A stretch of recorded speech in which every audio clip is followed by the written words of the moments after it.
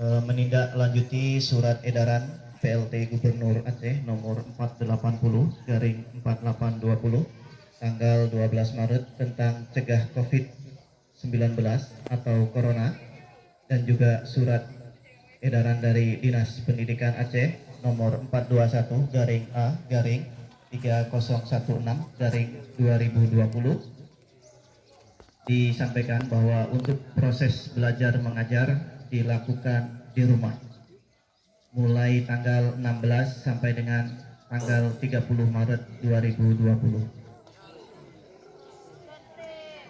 Selama belajar di rumah, siswa dan siswi dapat belajar mandiri melalui link berikut.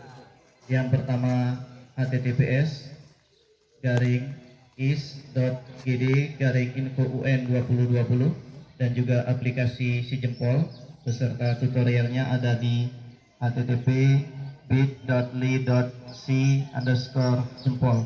Kemudian yang kedua, bahan belajar dan tugas mandiri untuk kelas 10 dan 11 bisa diakses melalui laman belajar.kemdikbud.go.id. Untuk pelaksanaan UN itu tetap dilaksanakan sesuai jadwal, yakni 30 Maret sampai dengan 2 April 2020. Untuk mencegah penyebaran, diharapkan kepada siswa dan siswi untuk tidak berkumpul di tempat-tempat keramaian.